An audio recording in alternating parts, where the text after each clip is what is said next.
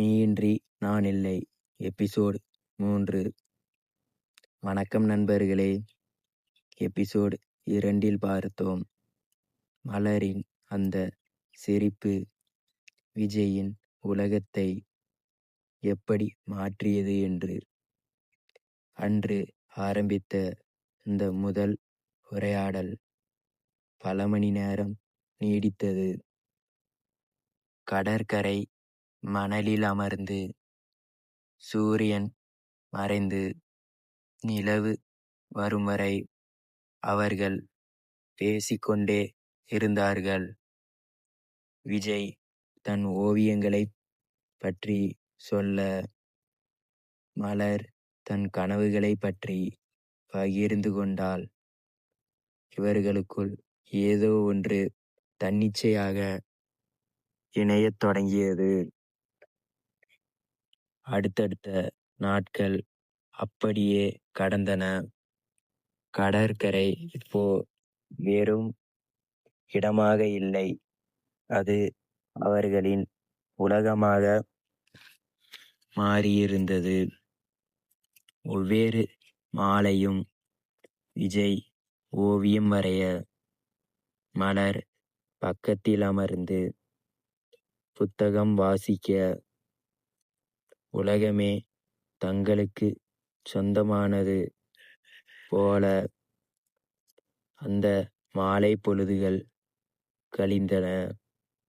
ஒருவருக்கொருவர் பேசிக்கொள்ளும் மௌனங்கள் கூட அர்த்தமுள்ளதாக இருந்தன. விஜய் அவளை தாண்டி எதையும் நினைக்கவில்லை. அவன் வரைபடத்தில் வண்ணங்கள் கூட வசீகரித்தன. ஒரு செவ்வாய்க்கிழமை மாலை எப்போதும் போல விஜய் ஆவலோடு காத்திருந்தான். சூரியன் மெல்ல மெல்ல கடலில் இறங்கத் தொடங்கியது. ஆனால் மலர் வரவில்லை. அவன் மனம் ஏனோ பதறியது. வருவாள் வருவாள் என்று ஒவ்வொரு நிமிடமும் கடந்தது. இருட்டு மெல்ல கடற்கரையை ஆக்கிரமிக்க தொடங்கியது. அவளுக்கு என்னாச்சு? ஒருவேளை விபத்தோ? அல்லது அவர்களுக்கு நட்பு பிடிக்கவில்லையா? 1000 கேள்விகள் அவன் மூளையை தின்றது. அவளை தேடி அவளது பகுதிக்கு செல்ல முடிவெடுத்தான் விஜய். அது அவனுக்கு புதிய பகுதி. மெதுவாக அந்த வீதிகளில் நடக்கும்போது தூரத்தில் மலரை பார்த்தான். அவள் தனியாக இல்லை. ஒரு கார் வந்து நின்றது.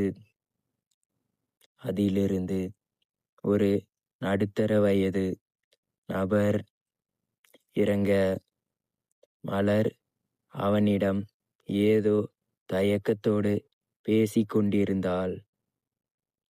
அந்த நபர் மலரின் தோளில் கை வைத்து அவளை கட்டாயப்படுத்துவது போல விஜய் உணர்ந்தான். அந்த இடத்தில் அவன் உறைந்து போய் நின்றான். விஜயின் இதயம் ஒரு கணம் நின்று போனது. அது யார்? ஏன் மலர் அங்கே கவலையோடு இருக்கிறாள்? அன்று கடற்கரையில் சிரித்த மலர் இன்று ஏன் இவ்வளவு பயத்தில் இருக்கிறாள்? தன் மனதில் வளர்த்த காதலுக்குள் ஏதோ ஒரு மர்மம் நுழைவதை விஜய் உணர்ந்தான். விஜய் என்ன செய்ய போகிறான்? அவன் மலரிடம் நேரடியாக பேசுவானா? விடை தெரியுமா? காத்திருங்கள். எபிசோட் நாளில் பார்க்கலாம். மறக்காம நம்ம சேனலை சப்ஸ்கிரைப் பண்ணிக்கோங்க.